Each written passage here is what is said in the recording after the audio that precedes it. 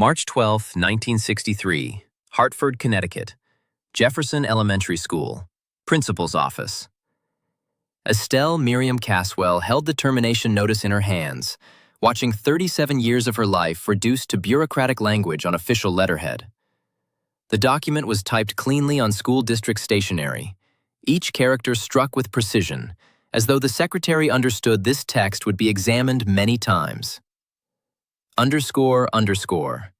Quote, underscore, zero, underscore, underscore. She stopped reading. Through the window, March rain streaked the glass. Cold spring rain that would turn to sleet by evening. She was 69 years old and 6 months. 6 months remained until mandatory retirement at 70. Loss of these months meant her pension would be calculated under the reduced early retirement formula, 28% less for life. Warren Fletcher Dunham, principal for the past 14 months, observed her without expression. He was 41, wore a charcoal suit with a Rotary Club pin, and spoke in administrative jargon. Underscore, underscore, quote, underscore, one, underscore, underscore. She remained silent. In the corridor, the bell rang, electric, piercing, the same bell she'd heard since September 1915. When Estelle left the office, the teacher's lounge was unnaturally quiet. 3 colleagues who'd worked alongside her for 20 years turned toward the window. Mathematics teacher Constance Adeline pretended to grade papers. Physical education instructor Gerald Raymond departed without greeting. Only Maeve, the elderly Irish custodian whose face bore deep wrinkles, approached and whispered, "Miss Casswell, this ain't right." Estelle's throat constricted too tightly for speech. She took her teacup from the counter, porcelain with a chipped handle, brought to school in 1946, and walked out. Her heels clicked on linoleum flooring, louder than students' voices during class changes. In her 4th grade classroom, chalk notes remained on the blackboard. Democracy means government by the people. Citizens have rights and responsibilities. Simple civic sentences for discussion. She erased them with her palm, leaving white smears on her navy dress. September 1915 remained vivid. She'd been 22 years old, recently graduated from Hartford Normal School, assigned to Jefferson Elementary in the industrial district near typewriter factories. The building was new, red brick, 3 stories, tall windows, coal furnaces. Her first class held 31 students, factory workers' children, shopkeepers' children, one girl whose mother had died and who lived with an aunt. She taught alphabet, penmanship, arithmetic, reading from primers showing children saluting flags and reciting pledges. When the Great War erupted in Europe in 1914, she'd just begun teaching. When America entered in April 1917, her classroom filled with children whose fathers and brothers faced conscription. She taught them to read newspapers, write letters to soldiers, calculate ration stamps. The war ended November 1918. She continued teaching. Through the 1920s, Hartford transformed. Insurance companies expanded downtown. Suburbs developed beyond city limits. Automobiles replaced carriages. Women voted. Hemlines fluctuated. The stock market soared, then collapsed in October 1929. Depression followed. Hungry children in patched clothing, families surviving on relief. Estelle brought food from her kitchen, quietly giving crackers and fruit to students who'd eaten no breakfast. She purchased eyeglasses from her salary for a boy who couldn't see the board. She bought composition books for children whose parents lacked money, saying the supplies were earned through good behavior. She remembered every student. Dwight Ansel Morrison, born March 1935, entered her 1st grade class in September 1941. A boy with protruding ears and perpetually scraped knees, wearing oversized boots, hand-me-downs from a cousin. He sat front row because of poor vision. She paired him with Lucille, the strongest reader, who helped him sound out words.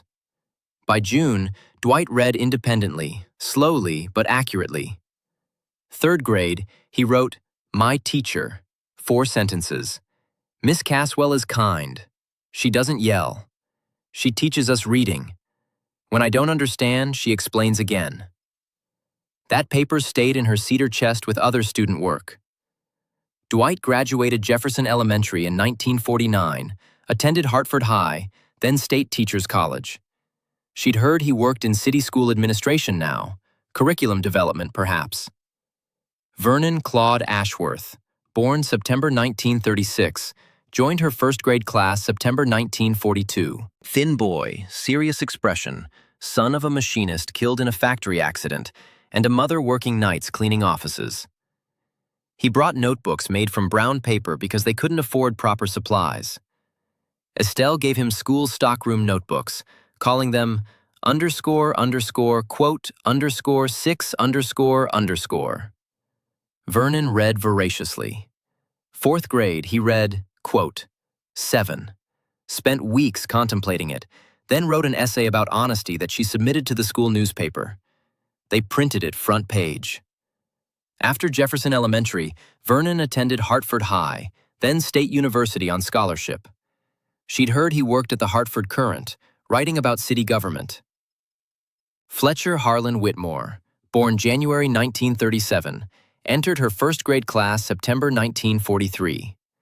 Large boy, heavy gaze, a fighter who terrorized classmates his first months. His father was foreman at Pratt & Whitney, his mother a housewife, Fletcher accustomed to getting his way. Estelle didn't summon parents.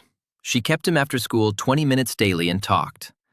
About books, weather, weekend activities. After 1 month, Fletcher stopped fighting. After 2, he helped weaker students with arithmetic. Fourth grade, he defended a stuttering girl being mocked. The PE teacher reprimanded him for quote _8 _. Estelle canceled the reprimand, explaining Fletcher had protected someone vulnerable. After Jefferson Elementary, Fletcher attended Hartford High, then Yale Law School. She'd heard he practiced law in Hartford, corporate or government work. Principal Warren Fletcher Dunham arrived January 1962. The previous principal, Edgar Martin Lawrence, had held the position 23 years before dying of a heart attack in December 1961. Dunham came from Bridgeport, where he'd supervised a junior high. His first faculty meeting, he announced Jefferson Elementary was, quote, 9, quote, and required, quote, 10, quote. He used new vocabulary, quote, 11, quote, 12, quote, 13, quote. Estelle listened, comprehending nothing had changed. She taught as she'd taught 37 years, patiently, thoroughly, dedicatedly. Her students read well, wrote competently, calculated correctly. Parents thanked her. Assistant Principal Dorothy Helena cited her as a model. But Dunham wanted something different. February 1962, he began observing her classes.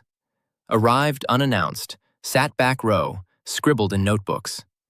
Estelle conducted lessons normally, explaining material, calling students to the board, checking assignments. After class, Dunham commented, "Miss Casswell, your methods are antiquated. You need visual aids. You need to utilize educational technology." She nodded, continued established practices.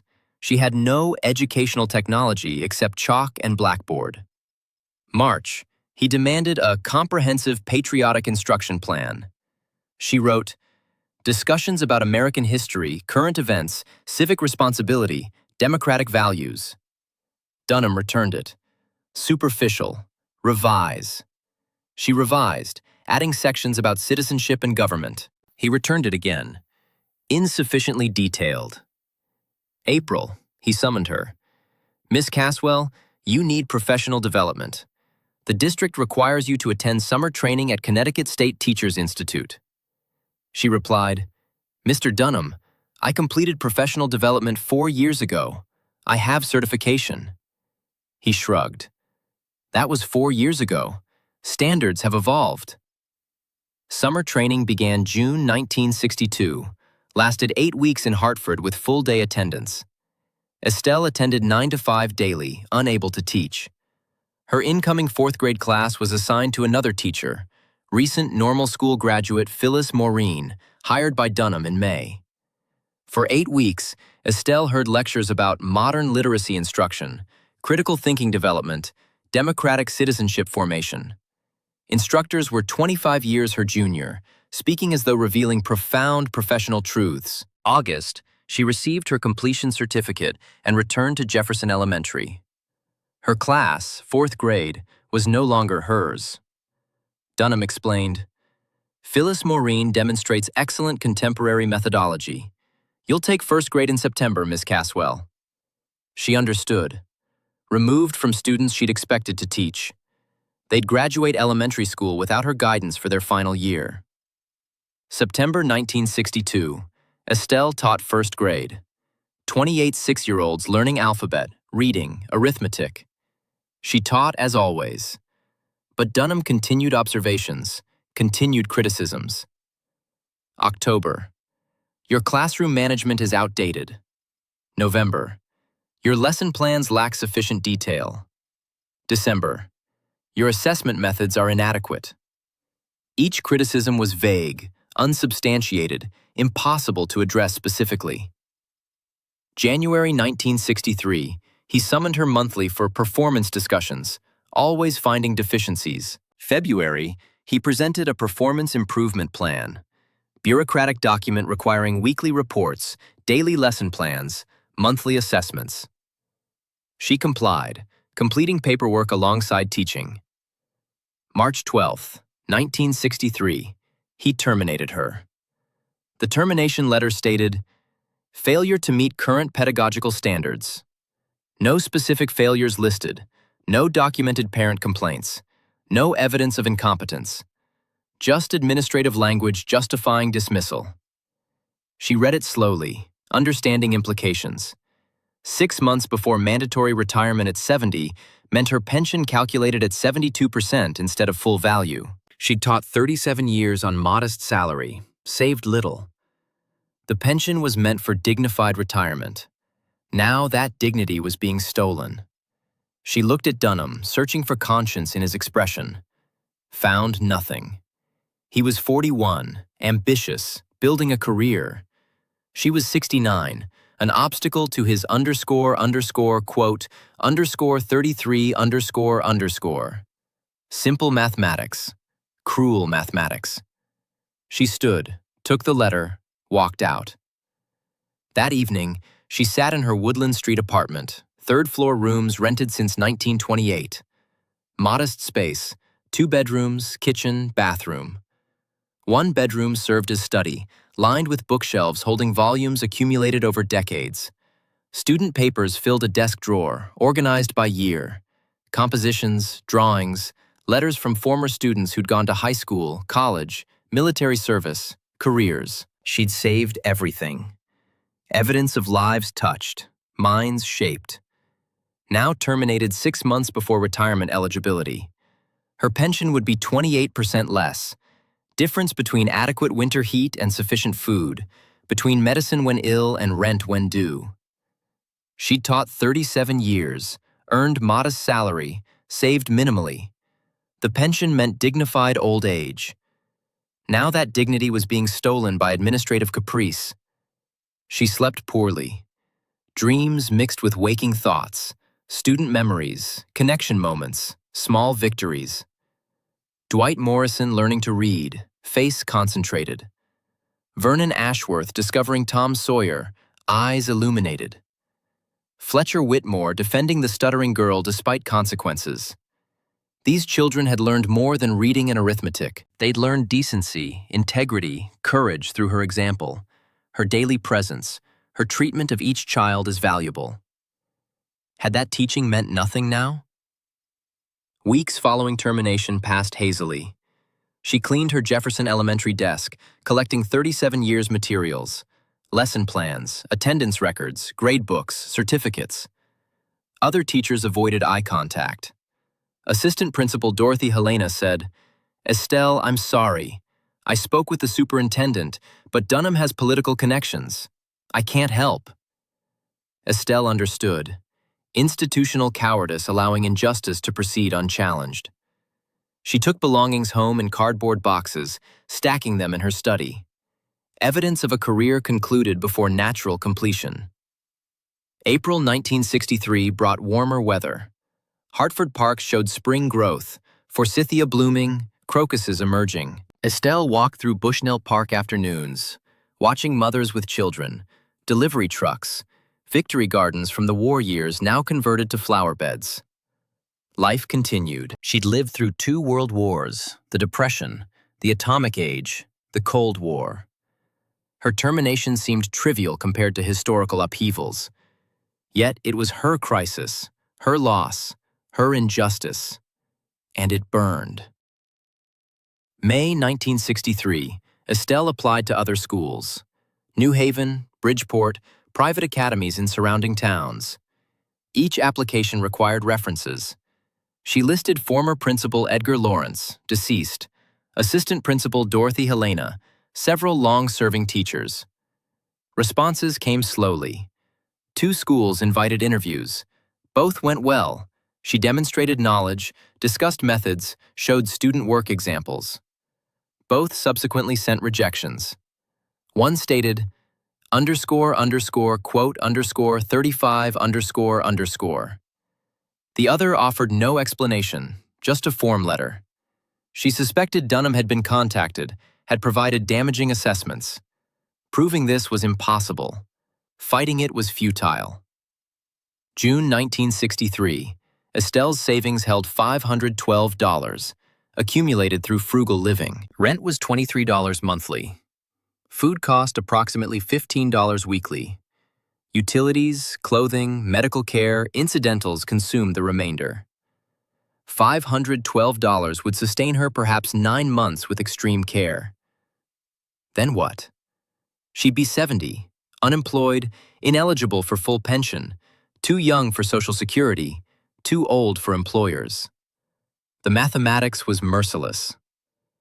Summer 1963 passed slowly. Hartford sweltered through July heat. Estelle spent days reading library books, walking city streets, visiting the Wadsworth Athenaeum on free admission Thursdays. She avoided former colleagues, avoided Jefferson Elementary's neighborhood, avoided situations requiring explanation. Shame gnawed, not at her teaching, which she knew was competent, but at being discarded, deemed insufficient, powerless against institutional machinery. She'd believed in the system. Education as calling, administrators as leaders, merit rewarded. That belief lay shattered. September 1963, schools reopened. Children returned to classes. Estelle remained in her apartment, unemployed. She'd applied to department stores for sales positions, insurance companies for clerical work, restaurants for waitressing. Too educated for menial labor, too old for entry-level work, too inexperienced for anything beyond teaching. For every opening, dozens applied. She attended interviews, filled forms, smiled at rejections. By October, savings had declined to $380. November 1963. A letter arrived from Connecticut State Education Department. She opened it expecting another rejection. Instead, Dear Miss Casswell, the State Education Department has received information regarding your termination from Jefferson Elementary School. An investigation has been initiated. Please contact this office to schedule an interview. Signed, Howard Phillips Garrison, State Education Inspector. She read it 3 times, disbelieving. Investigation? Initiated by whom? Why now, 8 months after dismissal? She telephoned the following morning. A secretary connected her to Howard Phillips Garrison, whose voice sounded weary but kind. Miss Casswell, thank you for calling. We've received information suggesting personnel irregularities at Jefferson Elementary. I'd like to discuss your situation. Would Thursday at 10 be convenient? They met in a state office building downtown, gray stone with marble halls. Garrison was perhaps 65, bald, wire-rimmed spectacles, ink-stained fingers. He gestured to a chair. Tell me about your termination. Everything relevant. Estelle described events. Dunham's arrival, criticisms of her methods, mandatory training, dismissal 6 months before retirement eligibility. Garrison took notes in a leather journal, occasionally asking clarifying questions. When she finished, he set down his pen. Quote, 39, quote. Estelle asked, quote, 40, quote. Garrison replied carefully, quote, 41, quote. December 1963. Garrison's investigation proceeded. He interviewed current and former Jefferson Elementary staff, examined records, reviewed Dunham's hiring practices. Mid-December, Estelle received another letter. Quote, 42 criminal charges? The newspaper explained 2 days later. Hartford Current front page announced, quote, 43. Dunham had created fraudulent vendor accounts, diverting school supply funds to personal use. 18 months he'd stolen approximately $11,000, equivalent to 7 years of a teacher's salary. Investigation revealed additional corruption. Phyllis Maureen, hired to replace Estelle, was Dunham's niece. Her teaching certificate was forged. She'd never attended normal school, never completed required coursework. She'd been teaching Hartford children with no qualifications beyond her uncle's favoritism. The school board convened emergency meetings. The superintendent issued statements about, quote, 44, quote, and, quote, 45, quote. Dunham was formally terminated, arrested, held pending trial. Phyllis Maureen was dismissed immediately. Estelle read these developments in newspapers, feeling neither satisfaction nor vindication, only exhaustion. January 1964, Howard Phillips Garrison telephoned personally. Quote, 46 __. Estelle held the receiver silently, processing this. Made whole. Could she be made whole after 10 months of unemployment, anxiety, humiliation? Could money restore dignity? She thanked Garrison quietly, hung up. February 1964. Estelle returned to Jefferson Elementary under new administration. The school board appointed Helen Margaret Sutherland, formerly assistant principal at Hartford High, as principal. Sutherland was 58, gray-haired, formidable. First faculty meeting, she addressed staff. Quote, 47 __, no one left. Estelle was assigned 3rd grade, children who'd lost months of consistent instruction under unqualified Phyllis Maureen. She worked to repair damage, spending extra hours preparing lessons, staying late helping struggling students. By June, the class had caught up. June 1964, Estelle turned 70. She'd decided to retire exactly on schedule, not early, not late. She would reclaim what had been stolen. Full pension, dignity, the right to conclude her career on her terms. She submitted retirement notice. The school board accepted it with formal resolutions praising her, quote, 48, quote, and, quote, 49, quote, words rang hollow, but she accepted them gracefully. September 1964, Estelle Miriam Casswell's retirement reception filled Jefferson Elementary's auditorium. Current and former teachers, administrators, parents, students spanning 5 decades. Children she'd taught in 1915 were now middle-aged adults with children and grandchildren. 3 men sat front row. Dwight Ansel Morrison, Vernon Claude Ashworth, Fletcher Harlan Whitmore. 29, 28, and 27 years old when she'd taught them. Now young men in their late 20s. They'd initiated the investigation. Helen Margaret Sutherland spoke publicly about what had remained confidential. Many don't know the full story of Miss Casswell's reinstatement. 3 former students, Mr. Morrison, Mr. Ashworth, Mr. Whitmore, learned about her unjust termination and refused to accept it. Mr. Morrison, working in city education administration, noticed unusual pension patterns. Mr. Ashworth, a reporter at the Hartford Current, investigated administrative irregularities. Mr. Whitmore, a young attorney, filed formal complaints with the state. Together, they uncovered the corruption leading to Principal Dunham's arrest.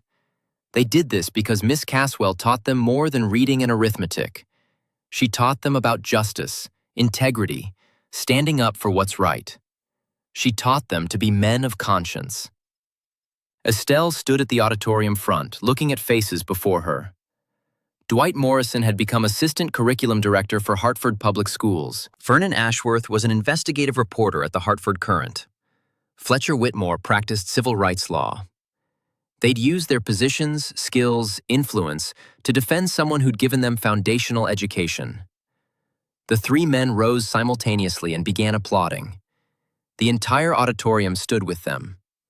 After the reception, Dwight, Vernon, and Fletcher approached Estelle privately. Fletcher spoke. "Miss Casswell, we need you to understand something. What we did wasn't repaying a debt. It was preventing injustice. You taught us that injustice anywhere diminishes justice everywhere. We learned that from you, in first grade, when you told us about people who stood against wrong things even when it cost them. You were talking about abolitionists and suffragettes, but we understood the principle. When we heard what happened to you, we had to act. Not because we owed you, but because you taught us that decent people don't stand silent when they witness wrong." Estelle retired June 1964 with full pension, $94 monthly, calculated on 37 years plus the restored year. Not lavish, but sufficient. She lived quietly in her Woodland Street apartment, reading, attending Wadsworth Athenaeum lectures, volunteering at the public library. Former students visited occasionally, updating her on their lives. She attended weddings, sent congratulations on births, offered condolences at funerals.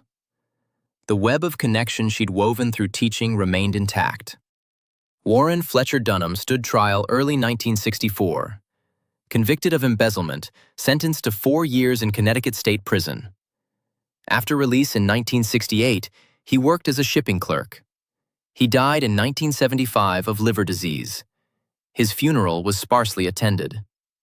Phyllis Maureen, after dismissal, found department store work. She married, had children, lived an unremarkable life. Teachers who'd avoided Estelle during her termination, Constance Adeline, Gerald Raymond, others, continued at Jefferson Elementary. Some eventually apologized, awkwardly and incompletely. Estelle accepted their apologies without warmth but without vindictiveness. Years accumulated. The 1960s brought change to Hartford. Insurance companies expanded downtown towers. Suburbs grew. Television dominated. The Beatles arrived. Vietnam War protests erupted. Civil rights movement transformed society. Estelle watched these changes from her apartment, reading newspapers, listening to radio, observing human folly and occasional greatness. She remained healthy through her 70s, walking Hartford streets daily, maintaining mental sharpness through reading and crosswords. Estelle Miriam Casswell died March 15, 1969, 5 years after retirement. She was 75 years old. Her funeral at Asylum Hill Congregational Church drew several hundred mourners, former students spanning 5 decades, fellow teachers, Hartford citizens who'd known her through community work. Dwight Morrison delivered the eulogy. Quote, 52 Vernon Ashworth spoke next. Quote, 53 Fletcher Whitmore concluded. Quote, 54 The 3 men, Morrison, Ashworth, Whitmore, served as pallbearers alongside 3 others, former students from different decades. They carried Estelle's casket to the hearse, then to Cedar Hill Cemetery, where she was buried in a plot she'd purchased years earlier. The gravestone was simple granite with an inscription she'd written, Estelle Miriam Casswell, 1893 to 1969. Teacher. She taught children to read and think and care. No elaborate phrases, no flowery sentiments, just facts. Every year on the first school day after Labor Day, Morrison, Ashworth, and Whitmore visited Estelle's grave together. They brought flowers, stood silently, remembered. Sometimes they spoke aloud, updating her on their lives, their children, their work. These visits continued for decades, through the 1970s, 1980s, 1990s. As they aged, visits became more difficult physically, but remained emotionally essential. This was their ritual, their acknowledgement of debt beyond repaying, their connection to the woman who'd shaped their moral compasses. In 1975, Jefferson Elementary established the Estelle M. Casswell Teaching Excellence Award, given annually to one teacher demonstrating exceptional student dedication. The award included modest cash funded by former student donations. Recipients received a framed certificate and their names engraved on a permanent plaque in the main hallway. First name on that plaque? Estelle Miriam Casswell, 1915 to 1964, primary grades teacher. Beneath her name, an inscription. She taught us to read. She taught us to think. She taught us to care about justice. The award became Jefferson Elementary's most prestigious honor. Teachers aspired to it more than district recognition or salary increases. Why? Because it represented something deeper than professional achievement.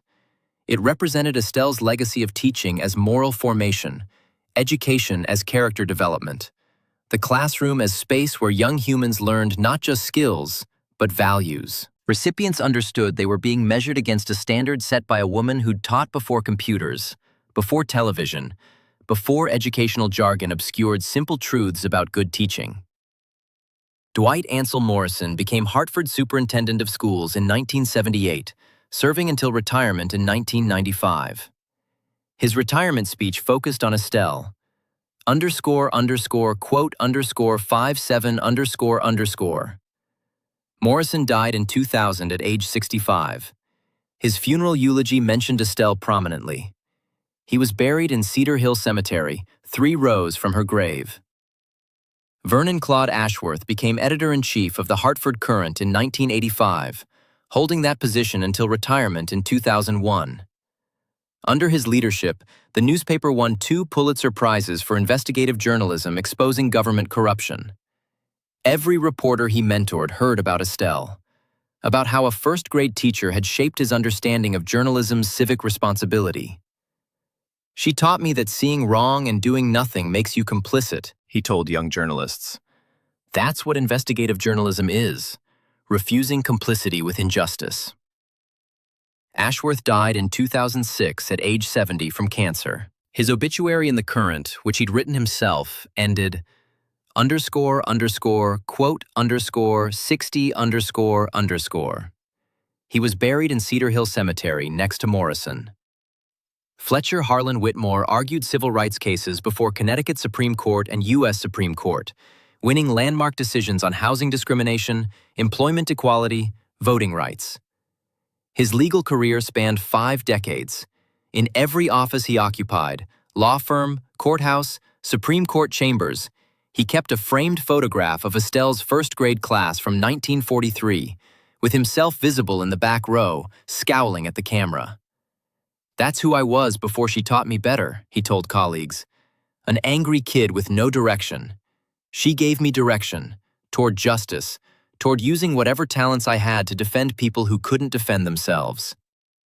Whitmore died in 2010 at age 73 from a stroke. His will established a scholarship at Yale Law School for students committed to civil rights work, named the Estelle M. Casswell Memorial Scholarship. He was buried in Cedar Hill Cemetery next to Ashworth. The 3 graves, Morrison, Ashworth, Whitmore, form a row beside Estelle's. Visitors to Cedar Hill Cemetery sometimes notice the pattern. 4 headstones in sequence, the last 3 angled slightly toward the first, as though in conversation. Cemetery records show the arrangement was intentional. The 3 men had purchased adjacent plots years before their deaths, specifying positions relative to Estelle. Even in death, they remained her students. Jefferson Elementary continues operating in Hartford. The building has been renovated multiple times. New windows, updated heating, modern technology, but the basic structure remains from 1911. In the main hallway, the Estelle M. Casswell Teaching Excellence Award plaque has expanded to 4 panels, holding names from 1975 through present. Every new teacher at Jefferson Elementary hears Estelle's story during orientation. The dedicated teacher, the corrupt principal, the 3 students who defended her, the lesson about justice requiring action. The story has become institutional mythology, passed through generations of educators. But the story isn't mythology. It's documented history. Connecticut State Archives hold Estelle's personnel file, her termination notice, Howard Phillips Garrison's investigation reports, Warren Dunham's criminal trial transcripts. Hartford Courant archives contain Vernon Ashworth's original investigative articles from 1963 to 1964, exposing the embezzlement scandal. Hartford probate court records show the school board's reinstatement vote. Back pay calculations, pension adjustments, everything is verifiable, recorded, preserved. Why preserve these records? Because the story teaches essential truths about power, justice, human responsibility. It teaches that institutions can be corrupted by individuals seeking personal advantage. It teaches that speaking against injustice carries risks, but remaining silent carries greater moral cost. It teaches that good deeds ripple forward through time, influencing people and events decades later in unexpected ways. It teaches that one person, one underpaid, undervalued elementary teacher, can change the trajectory of multiple lives, and through those lives, influence communities and societies. Estelle Miriam Casswell never sought fame or recognition. She taught because teaching was her calling, her contribution to a better world. She taught during World War I, the Roaring Twenties, the Great Depression, World War II, the post-war boom, the Cold War. She taught through economic collapse and recovery, through technological revolution, through social transformation. She taught children of immigrants, children of factory workers, children of the poor and struggling. She taught them to read, to calculate, to write clearly. But more importantly, she taught them to think critically, to question authority when authority was wrong, to stand up for justice even at personal cost. When Warren Dunham tried to discard her for administrative convenience, he underestimated what she'd planted in her students' hearts. He saw an aging teacher, expendable and powerless. He didn't see the hundreds of children she'd shaped, the values she'd instilled, the moral foundations she'd built. 3 of those children, now grown men with positions of influence, refused to accept injustice against the woman who'd taught them to recognize injustice. They investigated, exposed corruption, forced accountability, not for revenge, but for principle. Exactly the principle she'd taught them. The story concluded in 1964 when Estelle retired with dignity intact. But actually, the story continues. It continues whenever a Jefferson Elementary teacher receives the Casswell Award and commits to upholding her standards. It continues whenever Morrison's, Ashworth's, or Whitmore's former colleagues and students remember the lessons those men learned from their first-grade teacher. It continues whenever someone reads the archived documents and understands that ordinary people can resist injustice effectively if they have courage and tools. Estelle Miriam Casswell died in 1969, but she lives in the educational philosophies of administrators who studied under Dwight Morrison. She lives in the investigative journalism standards Vernon Ashworth established at the Hartford Courant. She lives in the civil rights precedents Fletcher Whitmore argued successfully before courts. She lives in the thousands of children taught by teachers inspired by her example. She lives in the institutional memory of Jefferson Elementary, in the annual award bearing her name, in the story told to every new faculty member. Hartford remembers Estelle. Cedar Hill Cemetery maintains her grave meticulously. Groundskeepers know it's visited regularly. Know it matters. Connecticut State Archives catalog her papers carefully. Researchers studying 20th century education history consult her lesson plans, her grading methods, her parent correspondence. Hartford Public Library's children's section includes books purchased with funds from her estate, each stamped __quote_63_____. Small markers, small memorials, but meaningful. This is a story about how justice sometimes prevails. Not always, not reliably, but sometimes. When it does, it's usually because specific individuals chose to act rather than accepting wrong as inevitable. Dwight Morrison could have ignored pension irregularities. Vernon Ashworth could have pursued easier stories. Fletcher Whitmore could have focused on lucrative corporate law instead of risky civil rights cases. Each chose differently because a first-grade teacher had taught them years earlier that choosing differently matters. This is also a story about education's true purpose. Estelle didn't teach reading and arithmetic merely as skills for economic productivity. She taught them as tools for full human development, for thinking independently, engaging with the world critically, participating in democracy meaningfully. She taught children to read so they could educate themselves, question propaganda, resist manipulation. She taught them to calculate so they could understand budgets, detect financial fraud, make informed economic decisions. She taught them to write so they could express ideas clearly, argue persuasively, document injustice accurately. These are subversive skills. They threaten corrupt authority. Warren Dunham, in his small-minded way, may have sensed this. He wanted obedient teachers producing obedient students, citizens who followed orders without questioning, workers who accepted whatever employers and governments decreed. Estelle produced something far more dangerous. Citizens who thought for themselves, who recognized injustice, who acted on principle. Dunham tried to eliminate her. He failed because he'd already been defeated by the children she'd taught years earlier, children now grown into adults who wouldn't tolerate what he represented. The final lesson is about time. Justice for Estelle didn't arrive immediately. 10 months passed between termination and reinstatement. 10 months of unemployment, anxiety, humiliation. 10 months that could have broken her spirit permanently. They didn't break her because she'd built a life based on principles deeper than institutional approval. Principles about human dignity, about education as service, about moral courage. Those principles sustained her through crisis. But justice also arrived because time had matured her former students into positions where they could act effectively. If Dunham had fired Estelle in 1943, her students would have been children, powerless to help.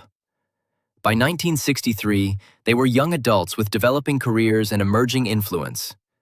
Perfect timing. Old enough to act, young enough to remember their teacher vividly. Time created conditions for justice. Estelle Miriam Casswell lived 75 years. She taught for 49 years, from 1915 to 1964, interrupted only by wrongful termination. She touched approximately 900 children directly as their classroom teacher, plus hundreds more through hallway conversations, recess supervision, after-school help. Most lived ordinary lives. They became clerks, mechanics, nurses, housewives, soldiers, shopkeepers. They raised families, paid taxes, voted, attended church, contributed to communities in modest ways. None became famous except in small circles. But all carried something from Estelle, some fragment of her teaching, some memory of her kindness, some example of her integrity. That's the real measure of her life. Not monuments or awards or headlines, but the accumulated small decencies of 900 people choosing slightly better paths because she'd shown them those paths existed. 900 multiplied by 60 years of adult life equals 54,000 years of human existence influenced toward goodness. That's immortality more meaningful than any marble statue, any bronze plaque, any official proclamation. The story of Estelle Casswell is a reminder that teachers live forever, through memory, through influence, through the ongoing ripples of good they set in motion during their brief time on earth. She taught children to read. She taught them to think. She taught them to care. And when injustice threatened to erase her contributions, the children she'd taught, now grown, stood up and said, "No, this woman matters. What she did matters. We will not allow her to be discarded." And they didn't.